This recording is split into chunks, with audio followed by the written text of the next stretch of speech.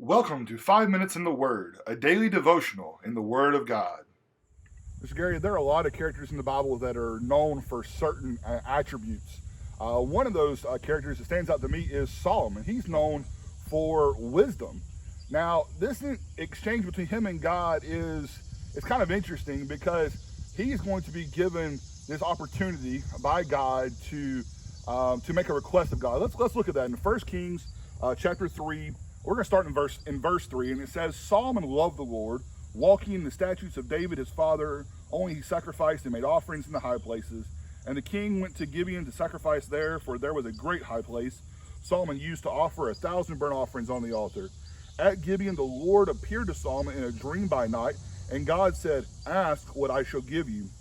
And Solomon said, You have shown great and steadfast love to your servant David my father, because he walked before you in faithfulness and righteousness and in uprightness of heart toward you, and you have kept for him this great and steadfast love, and have given him a son to sit on his throne this day. Now let's pause here for a moment, because what do we notice here? He is a person that loves God, and because I believe because of his faithfulness of God, and maybe because of his father David, God is coming here to Solomon, and he says, Ask what I shall give to you. Now that's an amazing request made by God to Solomon, and Solomon answers, and he begins his reply in such great respect and honor towards God, and that's something that we need to make sure that we recognize, that we keep in our relationship with God that respect and that honor towards him, because that's what Solomon does here. And he says, and now, this is verse 7, and now, O Lord, my God, you have made your servant king in place of David my father, although I am but a little child. I do not know how to go out or come in, and your servant is in the midst of your people, whom you have chosen, a great people, too many to be numbered or counted for multitude. Give your servant, therefore, an understanding mind to govern your people, that I may discern between good and evil. For who is able to govern your great, or this your great people? I'll get it right here in a minute. You see here that here is Solomon, and he considers himself to be this younger man, and especially younger in knowledge and wisdom. And so what does he ask? He asks for that understanding, that ability to discern what's right and what's wrong, and what's the best course of action for God's people. And who does he turn to? Well, he turns to God. He turns to God for that kind of godly wisdom. And that's really important. That's an important lesson for young people to learn. It's an important lesson for all of us to learn, to turn to God to seek after that wisdom. And now notice this. Because Solomon did this and made this particular request, this is going to please the Lord. It says this in verse 10. It says, It pleased the Lord that Solomon had asked this.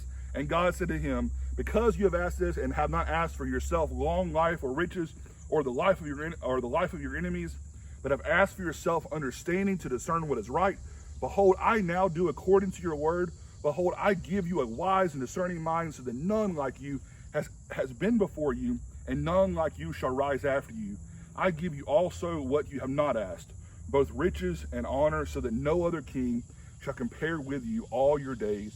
And if you will walk in my ways, keeping my statutes and my commandments, as your father David walked, then I will lengthen your days. This is an amazing thing, that here Solomon has asked for wisdom and the ability to do right and to lead right. And God has not only blessed him with that, but he blessed him with great riches. And Solomon was the wisest, the most wealthy, and probably even one of the most well-known worldwide kings that Israel had. Now, this is an amazing lesson we learned from Solomon, how he turned to God seeking after that wisdom. It is. And in fact, as you've already begun to indicate, there's a great lesson for us here. James, in James chapter 1, first of all, talks about joy in trials, which we don't have time to talk about today, but he talks about how that makes you grow. But he says, if you haven't grown to the point where you have wisdom, if you need understanding, then ask God. So actually Solomon is the living demonstration of that. God gives it to him, and people all over the world are impressed by it. You know, the great incident with the, give me a sword, we'll cut this baby in half. That was the great kind of wisdom that God gave him. It makes me realize that as a dad, as a Bible class teacher, as if I were a shepherd, and I would want to remember that these are God's people. My children really belong to God. The church belongs to God. I need to be sure to ask God for wisdom. And Solomon shows me, and James confirms it, God will give it to me.